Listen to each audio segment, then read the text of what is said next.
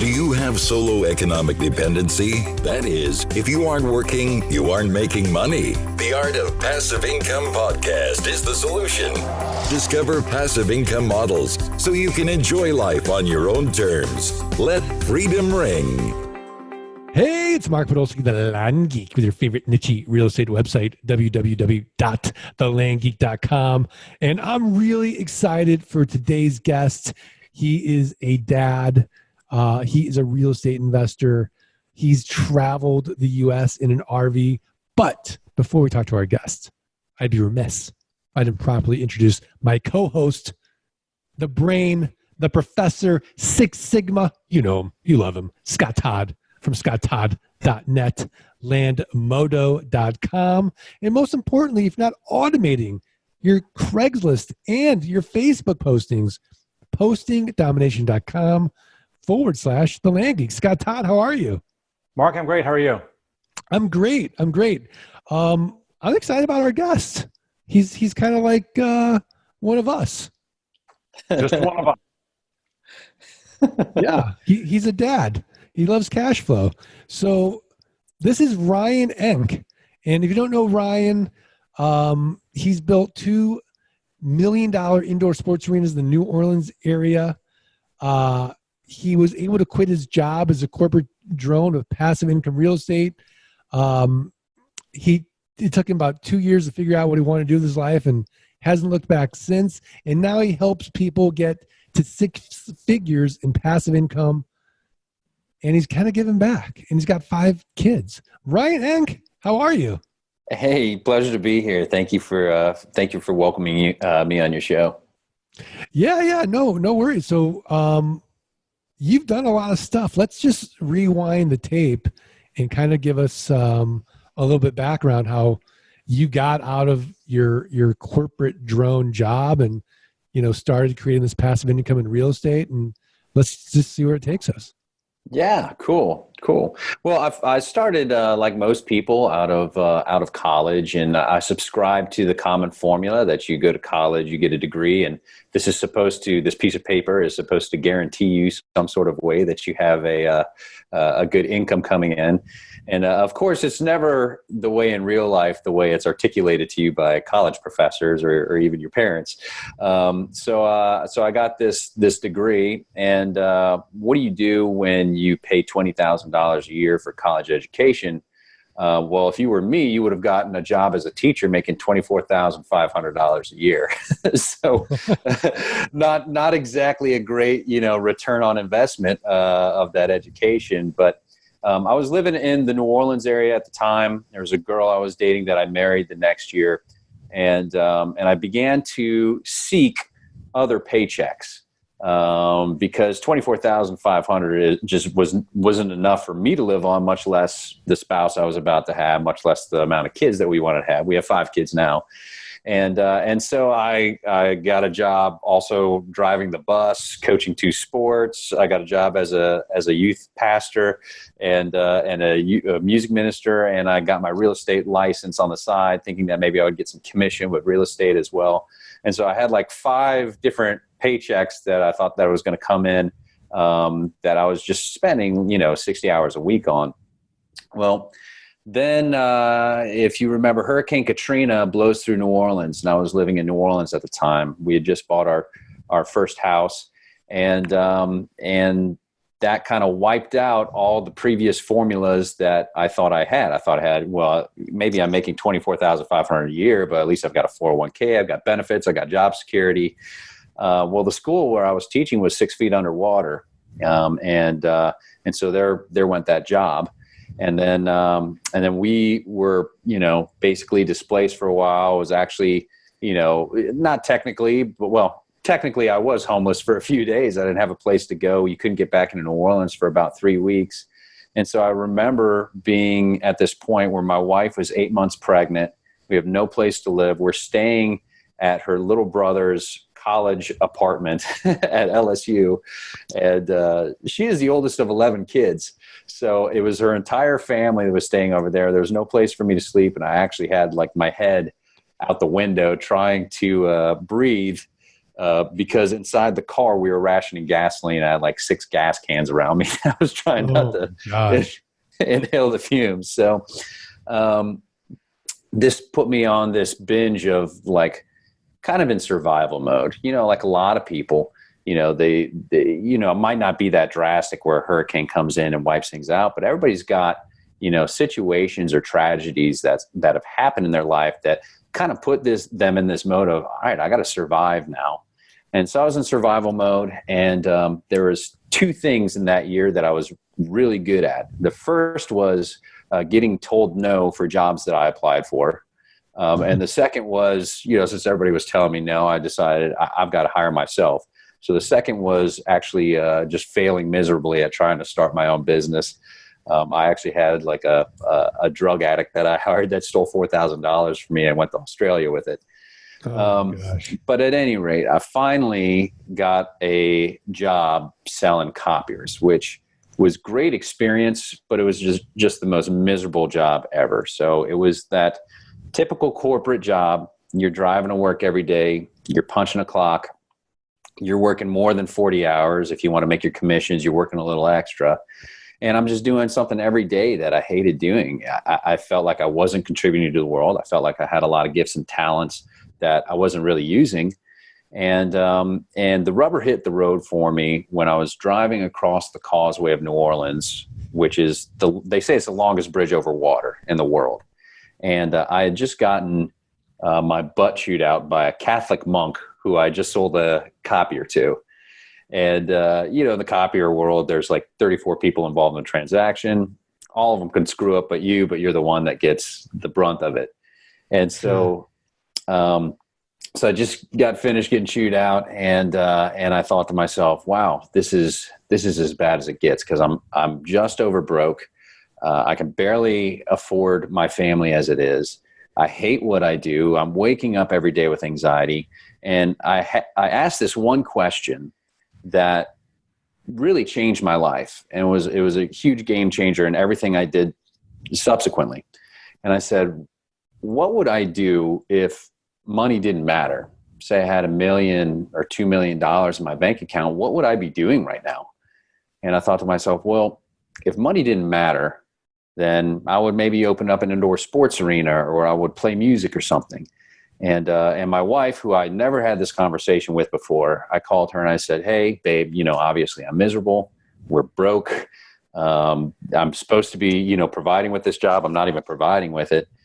What could you see me doing if, we had $1 million and money didn't matter? She said, I don't know, maybe opening up an indoor sports arena or something like that, or playing music. We had never had this conversation anymore. So I was like, well, remember, it was your idea first. So, so I just started pursuing it. But one of the things that got me there is, I said to myself, I've got this working hard formula down.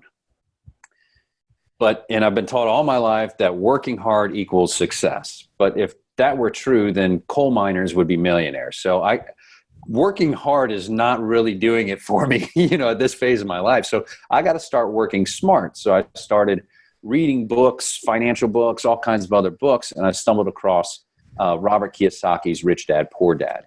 And isn't that funny? That is the book. It is such a catalyst for so many people to go on and start buying assets and building passive income. Exactly. I mean, it really shifted my mind frame. It shifted all the previous, formulas that I'd been taught. And, a lot of people are like, where do you start? And they want to know like exactly what to do. That book doesn't really show you what to do, but it completely shifts your mindset on how you should approach things. And I'm very grateful for that. And so I decided real estate's going to be my vehicle. I'm going to use real estate as a way to make passive income. And it was a long period of discovery on strategy, because if you get started in real estate and you're just like, I'm starting from scratch, where do I go? There's thousands of things out there on what to do. And it's like, trying to put all the pieces together on the exact things you should do right now. And I did a lot of things and lost money on them, and some things I made money on. But basically, I broke it down into one specific strategy. And once I nailed this strategy, I was able to create enough passive income to replace my working income. So not only did I replace my working income, I didn't have to work anymore, but I replaced my wife's working income, so she didn't have to work anymore. And I grew our net worth to over $1 million in 1 year. Now, keep in mind, I was pretty desperate, and I was, really aggressive with it.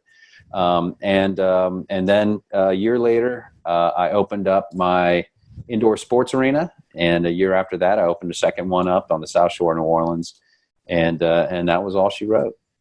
Wow, Scott Todd, what are your thoughts? Well, I got lots of thoughts here. First, it's amazing what you can do when you start to ask the right questions, right? Like, it's funny because when you're going through life and you're just like going through the routine, like like what you said, you're driving over the bridge and you just ask yourself a question. And it's a very simple question that, you probably have heard people say or refer to that multiple times. It's not like you just came up with this, a new question in the world, but you asked yourself a question and then it took you down a path of discovery. And, it's always amazing to me, like when people are struggling, it's just like, literally it comes down to like one question or one moment. And like, I've had scenarios where I've struggled, like what you're saying. And, I hate my job. What am I supposed to do here? Something's wrong. It's not right. And then all of a sudden you just one little question. It's like, it gets your brain thinking in a different avenue. And then the other thing is that, Ryan, I think that one of the cool things about your story, and I mean, we didn't go into that, like how do you go from where you are to getting an indoor sports arena, right? Like, that's a whole story in and of itself, which I'd love to know. Right. But what I know for a fact is that there's no way that you knew all of the answers to go from where you were to achieving that goal before you started. The reality is that I'm sure along that path, you kind of had like, okay, well, maybe here's the first 2 steps, 1, 2, and then you started down the path, and then like 3, 4, 5 opens up, and the next thing you know, you're at step 10,000, whatever it takes to do that. And it's so simple to sit there and tell yourself, man, I need to know how this whole thing is going to work before I go down the path. And you can't do it. There's no way. No, exactly. I call it the ready, fire, aim process. So, I mean, you get ready, you learn a piece of knowledge, you fire, and then you either hit the bullseye or you completely miss, but you know how to adjust it after you miss if you do, and that's the exact process that I went through, a constant ready, fire, aim type process. So Ryan, walk us through your unique real estate strategy. Yeah. So my strategy, it starts with, understanding the 2 different strategies involved in real estate. So there's basically, when you strip everything away, everything can be fit into 2 categories. There's what I call quick nickel, and there's slow dime. Quick nickel is flipping, like wholesaling and, just buying, rehabbing, what you guys do with land, that's a quick nickel strategy. And then there's slow dime, and there's a way to make those passive income by automating the process and whatnot. And then there's slow dime, which is simply, you buy something and you rent it out. And when I was first getting started, because I didn't have money to start with, I was trying to buy things with owner financing and creative financing. So I would basically get the owner to become the bank to me. Well, after doing one of these deals where I basically took out a home equity line of credit and I used that as a down payment to this guy for his house, I thought to myself, wow, this guy's got a pretty great deal because he got $34,000. He doesn't have to go out and talk to tenants or fix pipes or anything else like that. He doesn't have to cover the taxes. If anything, hurricane blows through again, I'm responsible for the insurance claims. Like, I was responsible for everything. So it basically took that asset that was, even with the property manager, not entirely passive, and it made it entirely passive.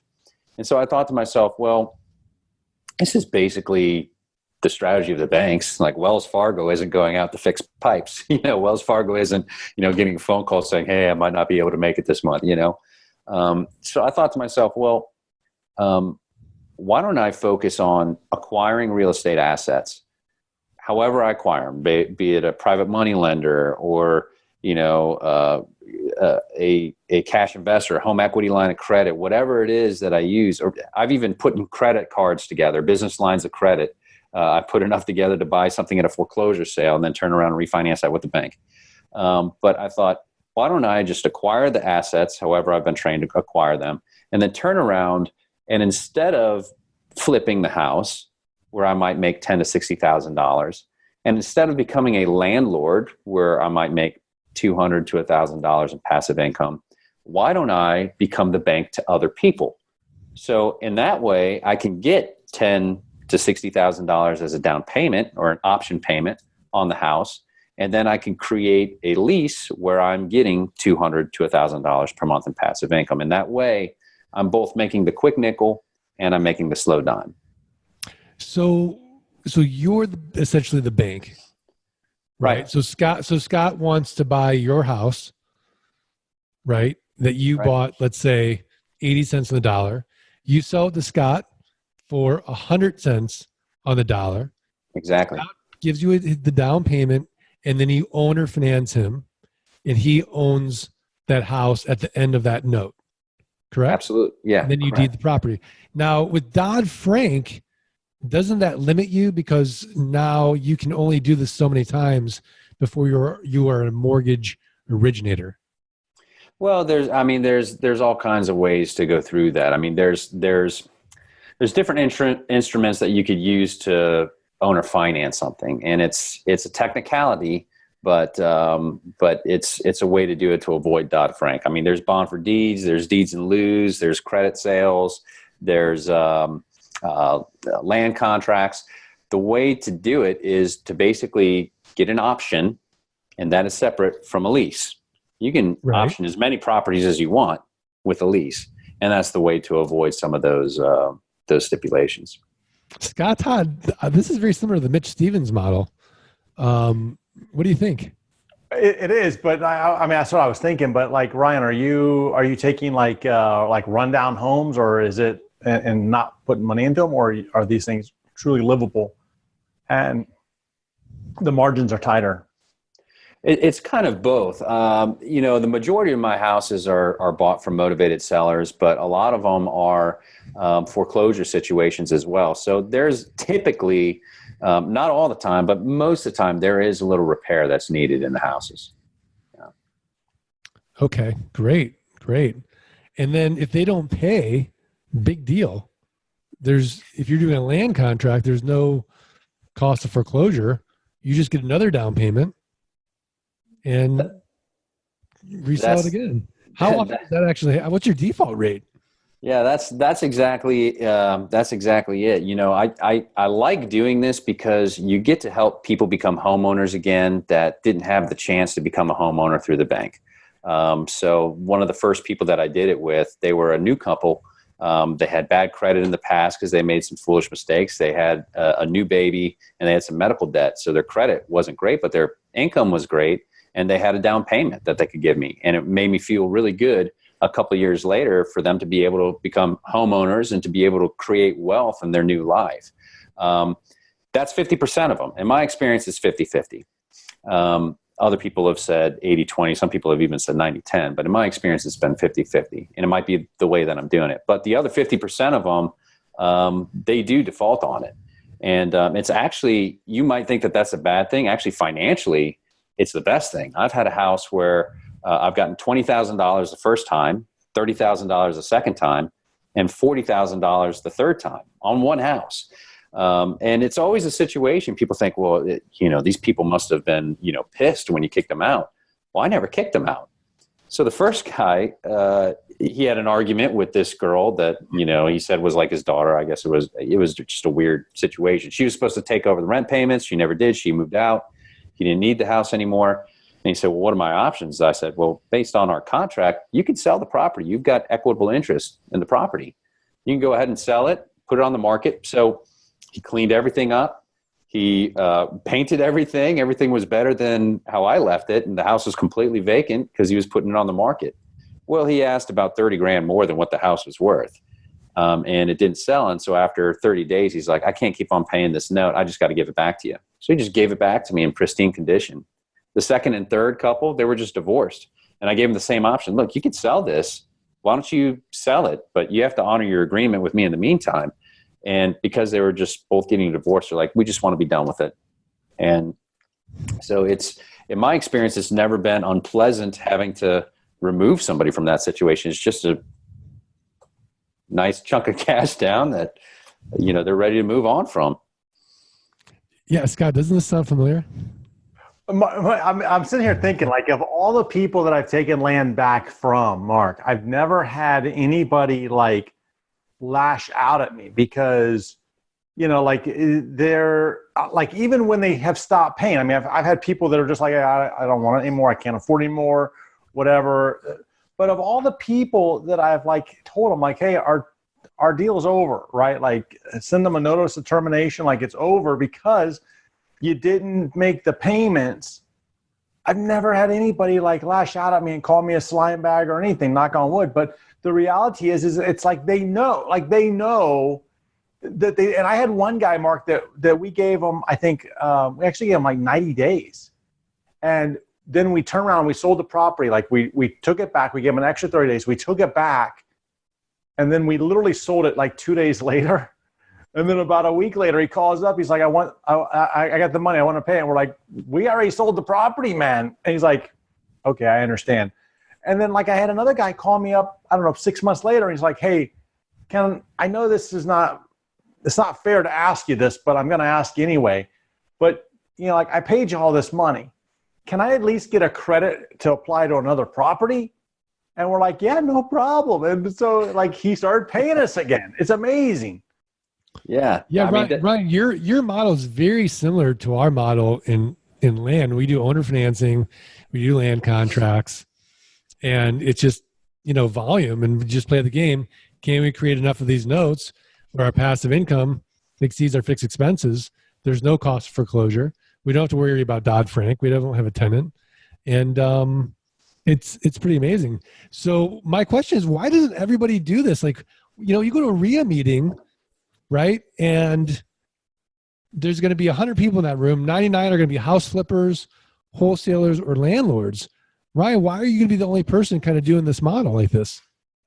That's a great question. That goes back to Scott's original point, is you've got to ask the right questions. And that's a very good question that your listeners should pay attention to. Why isn't everybody doing this? And my answer to that is it's got to be fears. People have perceived fears of what that situation is going to look like. Like you just confirmed, and in my experience, like it's never been a problem to take back a property that someone put $40,000 down on.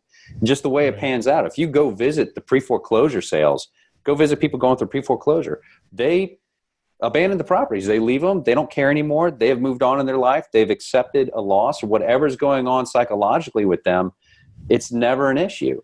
And with you guys, it's never been an issue. And it's just one of those things that people perceive that it's going to be a certain way that it's actually not. So I think it's just kind of following your barriers down that rabbit hole and say, well, all right, let me not just say no to this strategy because I perceive this fear. Let me actually look into this and figure out how this is really going to pan out. Yeah. I love it. So what's some of the worst advice you see or hear given in your area of expertise? Well, I think if I could speak in general to real estate, I think that the biggest problem out there is a lot of people understand that real estate is this great mechanism for developing wealth. And people understand that this could be the vehicle, like I understood when I really didn't know anything about it. This could be the vehicle that gets you from point A to point B. I think the problem is that there's a lot of gurus out there that are just pushing one strategy. And so a lot of people just go into it to try to create passive income, financial freedom from themselves. But what they end up doing is they end up in a strategy that is just another job. So if you solely focus, for example, on wholesaling or rehabbing or flipping, that's going to be your job for the rest of your life. Unless you combine those strategies some sort of way with a passive income creating strategy, then you got into it for a certain reason, but you ended up with the same result. Yeah, I mean, we see that all the time. Just even people that buy their own business, or start their own business. They think, oh, this is going to be my path of freedom, and they become slaves to that. So, Ryan, we're at that point now in the podcast where we're going to put you on the spot and ask you for your tip of the week, a website, a resource, a book, something actionable for the Art of Passive Income listeners to go improve their businesses, improve their lives. What do you got?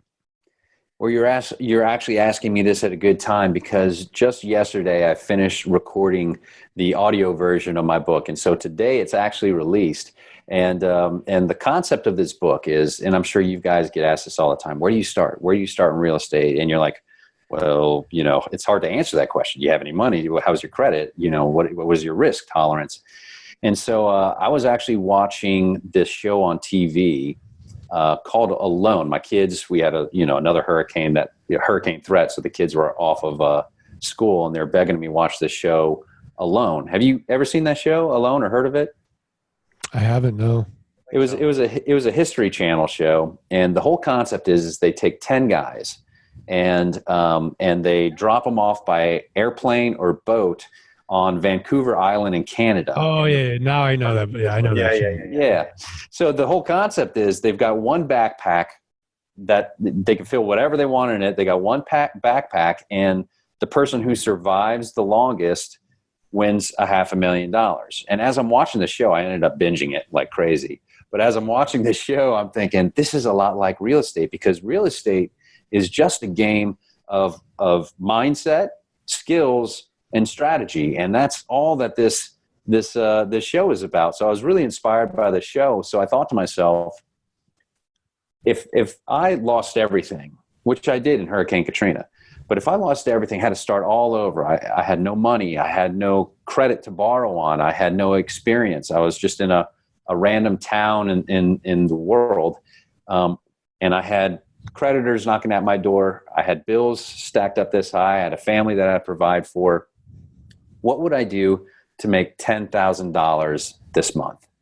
And so the name of the book is called The 7-Day Real Estate Survival Blueprint: How to Create $10,000 Out of Nothing in Less Than a Month. And so what I go over is I basically pack 15 days worth of my real estate experience into a 7-day step-by-step battle plan by the hour of exactly what I would do, who I would talk to. And I talk about 2 different strategies that I would use, because you can't use banks in that situation. And so, for your listeners, I'd love to be able to give them an offer for the book. If they could just cover the shipping cost, I'll send them the book for free. And that link would be cashflowdadlife.com/landgeek. All right. We'll have a link for sure. That's really generous of you. cashflowdadlife.com/landgeek. Easy. So phenomenal. Scott Todd, what's your tip of the week? Mark, I know you have moved on from email. Like you're working to break your email addiction, right? Yeah, I'll tell you what. By the way, I'm on week 4. Have not checked my email more than twice a week. Same thing with social media.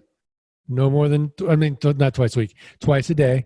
Same thing with social media, and then just typical other things. I think I'm not ready to put the mission accomplished banner up yet, but it's getting close. All right. Well, for those of us that are still working in our email, check out Kanbanmail.app. Kanban Mail. So KANBAN mail.app.